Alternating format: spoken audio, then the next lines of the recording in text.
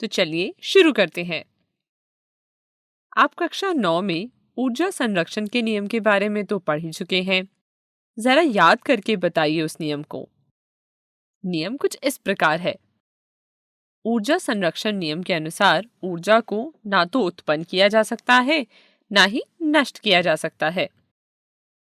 यदि किसी भी प्रक्रिया में कुल ऊर्जा संरक्षित रहती है, तो हमें क्यों ऊर्जा संकट के विषय में इतना कुछ सुनते हैं और पढ़ते हैं? ये बात तो सोचने लायक है। तो चलिए इसको समझने की कोशिश करते हैं। हम पढ़ चुके हैं कि ऊर्जा के एक रूप को दूसरे रूप में परिवर्तित किया जा सकता है। उदाहरण के लिए मान लीजिए आप एक मोमबत्ती जलाते हैं। मोमबत्ती को जलाने पर मोम की रासायनिक ऊर्जा प्रकाश ऊर्जा तथा ऊष्मीय ऊर्जा में परिवर्तित हो जाती है। एक और उदाहरण देखते हैं। हम 100 ml जल लेते हैं जिसका ताप 75 डिग्री सेल्सियस है और इसे किसी कमरे में रख देते हैं जिसका ताप 25 डिग्री सेल्सियस है। तो कुछ समय बाद हम देखेंगे कि पानी की ऊष्मीय ऊर्जा वातावरण में लुप्त हो जाएगी और पानी ठंडा हो जाएगा। जरा सोचकर बताइए कि क्या हम वातावरण में लुप्त हुई ऊष्मीय ऊर्जा को एकत्र करके जो पानी एक बार ठंडा हो गया है उसे वापस गर्म कर सकते हैं? सही सोचा आपने। ऐसा करना असंभव होगा। उसी तरह हम अभिक्रिया में उत्पन्न हुई ऊष्मा और प्रकाश को मोम के रूप में रासायनिक ऊर्जा में वापस प्राप्त नहीं कर सकते हैं। इन उदाहरणों से हमने सीखा कि जो ऊर्जा वातावरण में लुप्त हो जाती है उसे वापस प्रयोग में नहीं लाया जा सकता है। इसलिए ऊर्जा का संरक्षण बहुत ही महत्वपूर्ण विषय है, जिसके लिए हमें उन सभी स्रोतों की जानकारी होनी चाहिए जिससे हमें ऊर्जा प्राप्त होती है। तो चलिए कुछ देर का समय लेकर सोचिए कि पूरे दिन में आपको किन किन स्रोतों से ऊर्जा मिलती है।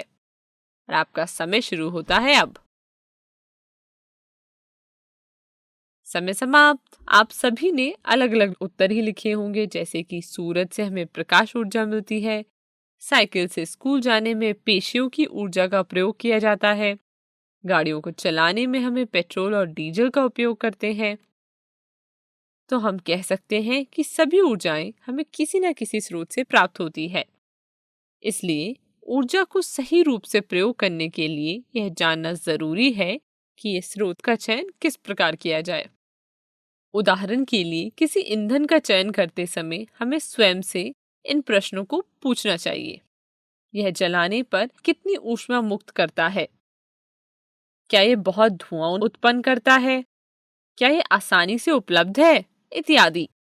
क्या आप सोच सकते हैं कि एक उत्तम ऊर्जा का स्रोत क्या है?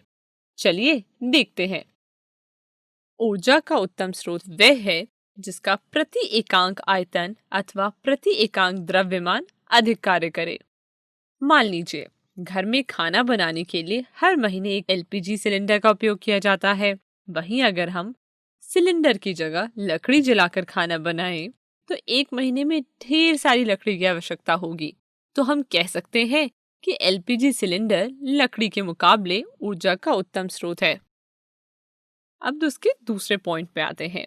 ऊर्जा का उत्तम स्रोत वह भी है जो आसानी से प्राप्त हो सके, जो भंडारण तथा परिवहन में आसान हो, और सबसे महत्वपूर्ण यह है कि वह सस्ता भी होना चाहिए। तो अब वीडियो को रोके और इनको अपनी कॉपी में फटाफट लिख लें। अगली वीडियो में हम ऊर्जा के स्रोत के प्रकार के बारे में पढ़ेंगे। आगे बढ़ने से पहले इस टॉपिक के अंत में आपको ये क्वेश्चंस करने पड़ेंगे जिससे आपका कॉन्सेप्ट और पक्का हो जाए। धन्यवाद।